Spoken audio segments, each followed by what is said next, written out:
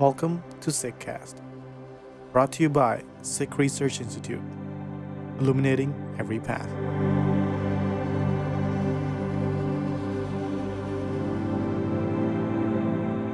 Vaheguru Ji Ka Khalsa, Vaheguru Ji Ki Fateh. Welcome to our series commemorating Bhai Vir Singh and his enchanting story written about Rana Surat Singh. Hosting the series will be myself, Kiranjot Kaur, the Associate Editor here at Sikhi, and Inni Kaur, the Creative Director at Sikhi, as well as the translator of Bhai Vir Singh's work. Rana Surat Singh is the tale of an estranged widow, Rani Raj Kaur, who's pining for her late husband. Within the story, Bhai Vir Singh takes us all on a journey from the temporal realm of spousal longing into the depths of a mystical relationship with the divine. We become Rani Raj Kaur by hearing about her intense desire to meet her king, or her late husband Rana Surat Singh. Her story begins with satsang, a community of inspired beings, and so it makes sense for us to begin the podcast series here as well.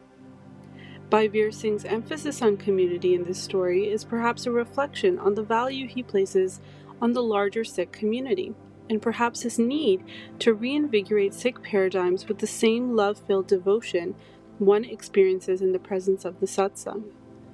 We too are building and living in a community with these podcasts. By the end, we as the audience really hope to identify with the Rani Raj Kaur and begin to realize our own spiritual journeys in this tale. Bhai Vir Singh's artful prose and elegant ability to weave this mystical story is something that might change us forever, and maybe even ignite a light so bright that we too transform, just as Rani Raj Kaur does. Join our journeys as we explore the intricacies of the Rani's transformation from lover to Gurmukh, or Guru-inspired being, in this podcast series.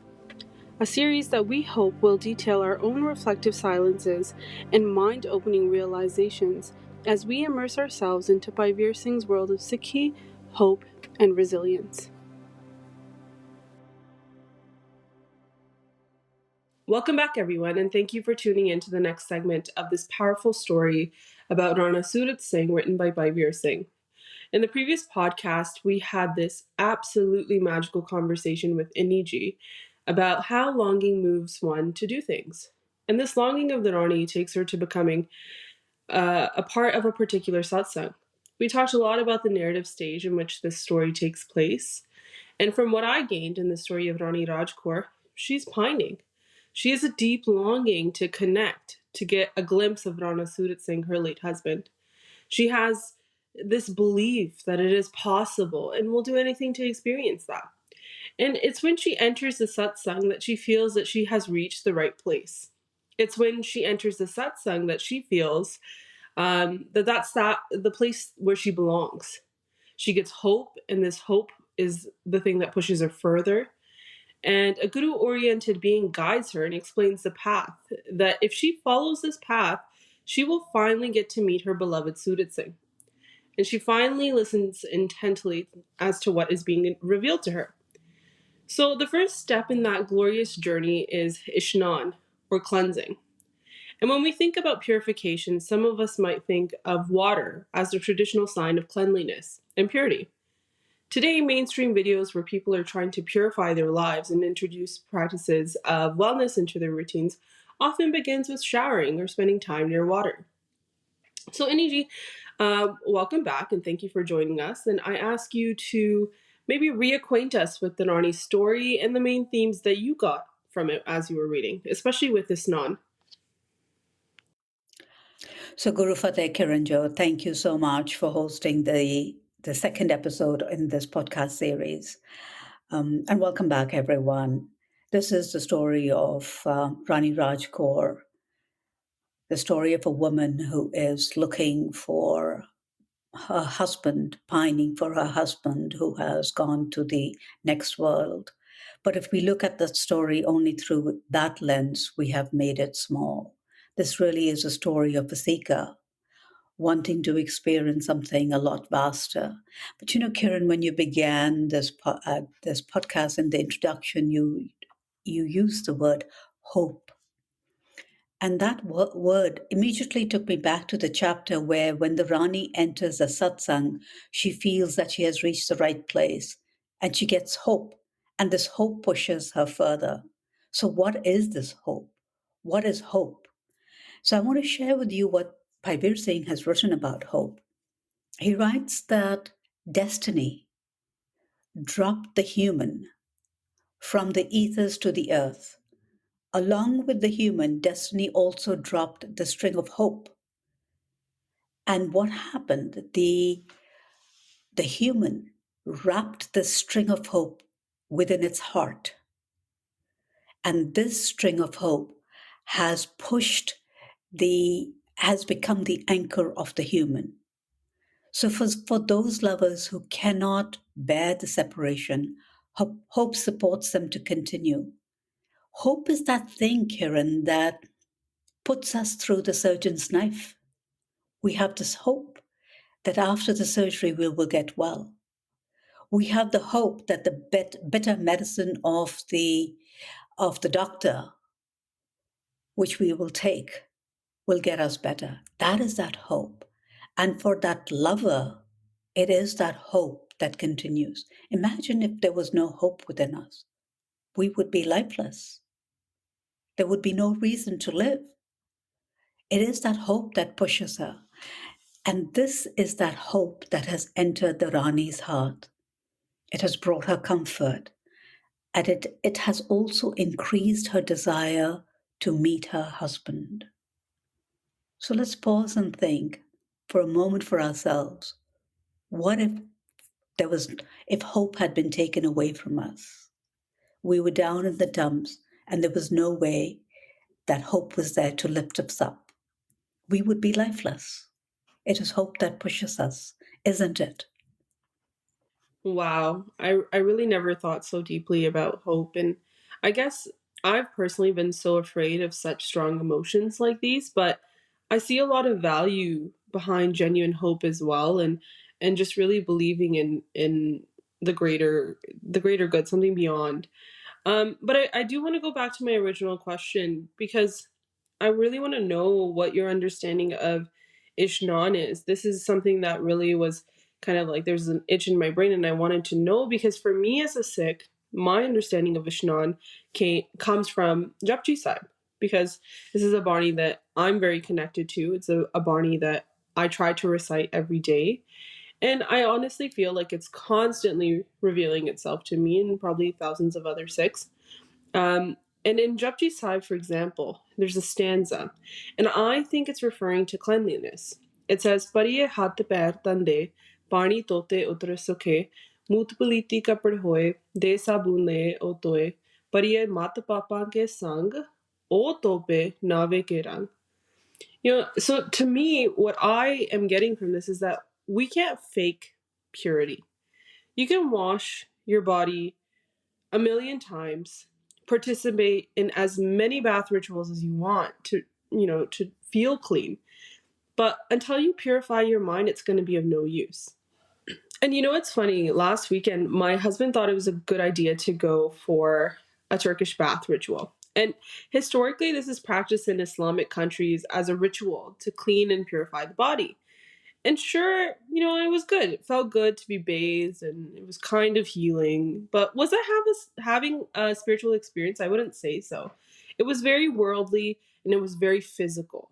So now I'm wondering, Iniji, what was your initial reaction when you got to the point in the story where, you are reading about Ishnan, right? This is the very beginning of a journey that Rani Raj Kaur is about to embark on. So what's the first thing that comes to your mind when you think of this word and you think of this concept in Sikhi? Turkish bath ritual. Now, isn't that would be fun, Kiran? Ishnan, yeah. I had been searching for years for someone to explain me why Ishnan was important. Because when I was translating Sedgo, this line was there. Gurmukh Nam Dan Ishnan. So when I read that line, I couldn't fathom what Ishnan was. I had a cursory understanding of Dan and Nam, but Ishnan, the depth and the beauty, I didn't know what it was. So when I came across it in Rana Surat Singh, I remember crying that night, overwhelmed with the gift that I had received, because I had been searching for the meaning of Ishnan. And that is actually what compelled me to translate these 3 cantons, was when I came across this explanation.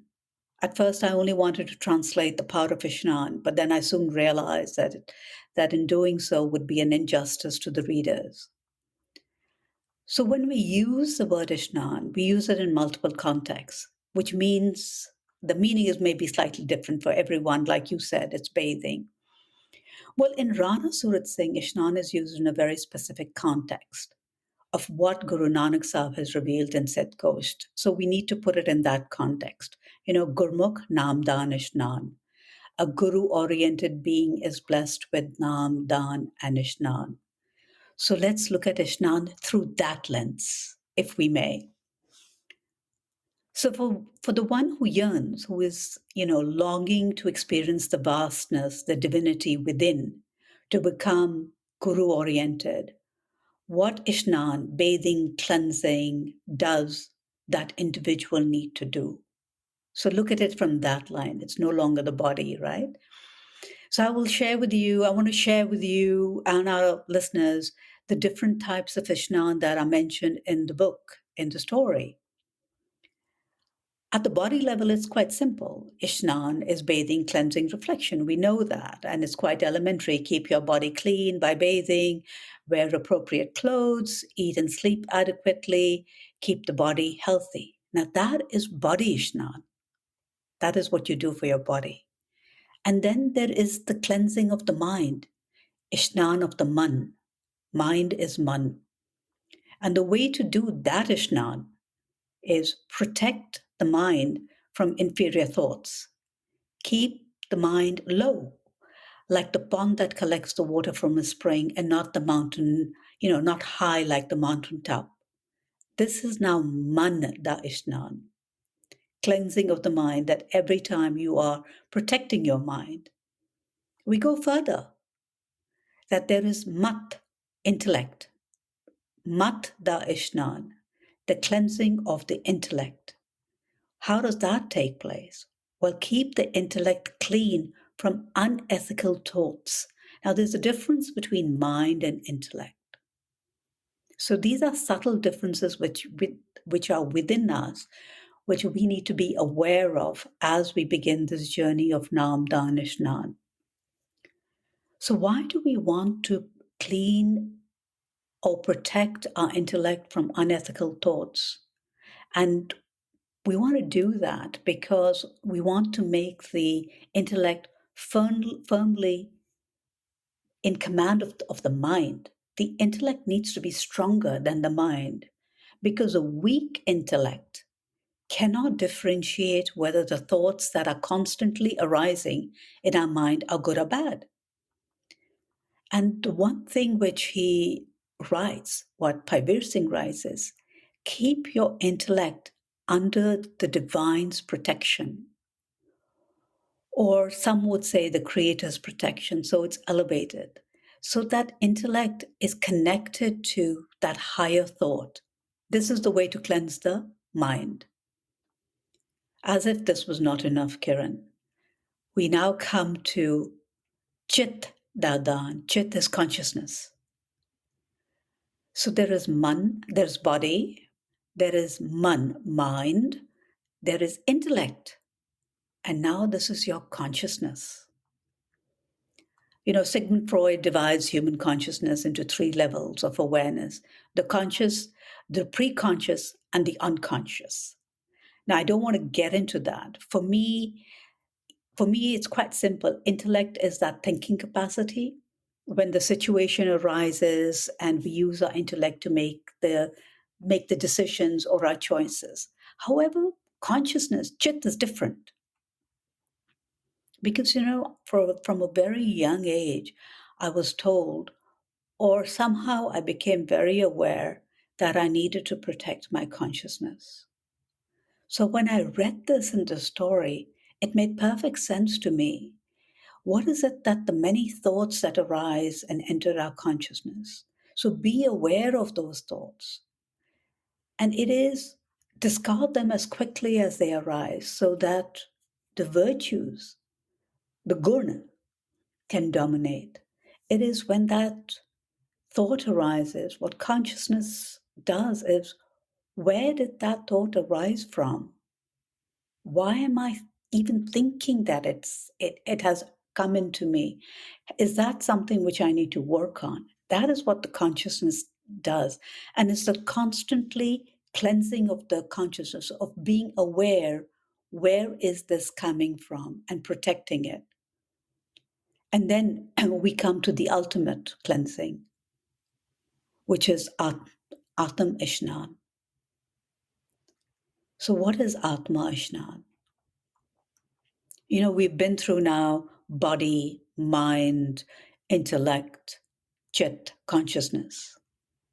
So you've done all those Ishnans, and now you've come to the last one, Atma Ishnan, or Atma Ishnan, which is your essence, the spirit. This is when you are able to observe and recognize that the body, the mind, the mat, the intellect, and consciousness, chit, are all different and separate entities within yourself. That's what I was saying in the beginning. Walk with me on this. See the difference. Recognize those differences. It is when you realize you're separate from the body, you are Atma, you are spirit, you are essence, that things begin to happen. You are distinct from this body. And when you realize you're not the body, you're not an illusion, then you become an inseparable part of the creator, of the Jyot, of the divine. This is that Atma Ishnan, their realization that one is not just the body, but a living spark, a Jyot of the divine. I know this was long-winded, but I wanted to carry you through the different stages of Ishnan and how to look at Ishnan. Wow. Yeah. You mentioned Atma Ishnan as the final stage in Nijin. That's quite powerful. It really made me kind of sit and pause for a second as you were speaking. Like that we are the Atma, the essence, the life force, we're the self, we're the spirit. We aren't our bodies, essentially. We are inseparable from the creator. We aren't just this matter, nature, the things that we see, but we're a spark of the creator. And I think that there can be a lot of different ways people come to this understanding. While it might feel very vague and complicated and, obviously mystical as well, for me, I think like I might feel most connected to this idea when I'm doing Simran Jap, when I feel like I stop feeling my mouth, and when I am chanting Vaheguru, it feels like I'm floating in space. It doesn't happen often, but I do in that moment feel like I'm not realizing where I am and where I'm sitting and what room I'm in. And it's a really, really beautiful disconnect from those perceived things that we think we are. And I wonder, Niji, this might be very personal, but, do you ever have those sorry if you can cut that out. Do you ever have those moments where you too feel like you are spirit and spirit alone? I think for me, the closest that has been for me, the closest thing has been at times when I feel I'm part of nature, that I'm part of this beautiful dance in nature, that I feel I see it and feel the music within and dance to it. Like I'm swayed, I'm literally moved by it, that I'm not separate, that I'm one. I know I'm not this body. I am consciousness, and I also know consciousness never dies. It is eternal. These are the things that I know, I believe, and I experience. To experience the vastness, even for a split second, like you have said, that you experience this something when you are chanting Vaheguru. It's for a split second or for a moment that you experience it. But then that is what makes you want to experience it more. And this is where hope comes in, and you hope to experience it 24/7. And when that, so that is that thing that there's a desire arises within, and you push yourself to feel that connection, to feel something larger than yourself. And that realization that you are not just this body, and there is much more to it. Wow, you mentioned desire. And while I was reading the story, I have to say that I strongly felt that we as humans are always longing for something, whether it's the spouse or the other mundane things like houses, careers, or the status. But, it begs the question, like, do we in today's day and age actually have really strong desires like Rani Raj Kaur? Desires that we are willing to go to the ends of the earth for, I'm talking about. Like desires that if we turn that energy towards the divine, those desires that have the potential to completely transform our lives. Because it seems like we don't see much of this type of, desire and longing. And so when I was reading this part, it was really hard to connect to Rani in this way. Because I mean, yeah, sure, I want things, but I don't know if I could be completely besides myself to see those desires actually come to fruition. And here's another, you know, personal question, Aniji, and I'm clearly asking a lot of those, but and you don't need to answer it. But as you were reading, I would really like to know about your personal experiences working with this passage because, I know that I was going through so much transformation and so much, moments where I was just pausing and really thinking. And I want to know, like, how did your translation and your working with these passages did it change you? There was a lot over there that you asked, Kiran. So I'm going to take it in stages. So if I'm understanding your question as such, to me, this is what I am getting. Can you connect with that type of longing? Because you use the word desire, right? So for me, that desire is that within is that intense longing. And the answer to that is yes. I cannot speak to the fact where that depth of longing, that whether the depth of longing that is in Rani Raj Kaur was the same or is the same as mine. However, there was an intense longing in me that propelled me, and I changed at some point in my life. Changed so much that my mother said, "I'm no longer the same Innie." She knew. So when your mother says that, you know that you have changed. It is the intense longing that changes you, where day and night you are driven by it. You think of nothing else but that. It is like you're consumed by it. You are walking, talking, eating, but in your consciousness, in your chit, that longing is always there. And somewhere along the way, that intense longing no longer burns you, but becomes sweet. And it is as if a centering takes place, or or for a lack of a better word, a knowing enters you. And then there's a sweet silence within. So yes, I can relate to that longing. And maybe that's the reason I'm so close to the story. It is when you're translating, you become part of the character. You take on the between the character and you, the lines blur very easily. And in my journey and Rani Raj Kaur journey, that's why I have learned so much from this, and I continue to read. And now you had asked the question, has this changed you? There are changes that are visible. However, the real changes happen at the subconscious level. There is a heightened sense of awareness of the thoughts that are entering my consciousness, my chit, that I am very aware.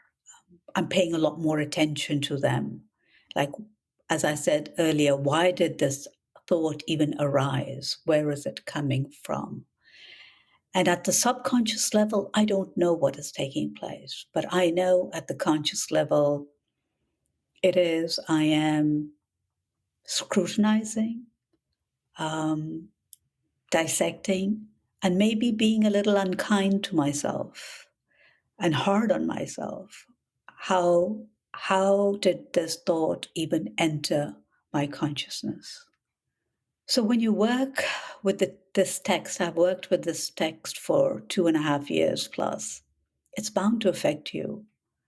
I know I have a deeper understanding of the depths of Ishtan, and I also know that this is the first step in the journey to become Guru-oriented, to become a Gurmukh. So I need to pay special attention to the intellect and the chit, the mat and the chit. The mind, yes, the body, yes, but it is actually the mat and the chit that where I need to, if for a lack of a better word, guard them, protect them, be very conscious of them. Wow, Aniji, I think that's a huge compliment from your mom to say, you know what, you've changed. I think mothers have this intuition about their children and know when they're going through serious transformations in their lives. So it's really beautiful that you heard, that's what you heard from her. And honestly, it sounds that you've been very reflective, and I hope to be in the same position as you one day as well myself. And I know that Rani Raj Kaur's story is so profound and filled with so many moments that really make one's head bow in reverence. And I feel like I could read it over and over again, and I'm still missing something that feels like it would be key for my own spiritual development. And this is obviously one of the reasons why I'm so excited to curate and host this series, because every single time we sat down to record, it was going to be something different. And, while we cover the journey of Rani Raj Kaur, maybe we can't help but think of our own journeys. And it's through conversation that I think that we build community and we grow. And so I really thank you, Aniji, for taking the time to open up and, let me ask these very personal questions. It's really important, I think, for me and my own spiritual journey, and I'm sure a lot of our listeners as well. And so I'm excited that next time we're going to journey with Rani into Dawn, right? And Dawn is a kind of giving. It's a giving that in this story leads to an even deeper transformation. And so I'm really excited for our listeners to come back and join us for that. And if there's any feedback or any kind of comments or any conversations that anyone wants to start via email, please feel free to contact me at getinjolt.core@sikri.org. And Aniji, I have to say thank you once more. It was lovely, getting to spend my morning and having this conversation with you. And to all of our listeners, Vaheguru Ji Ka Khalsa, Vaheguru Ji Ki Fateh. Guru Fateh, everyone, and thank you, Kiran, for hosting this.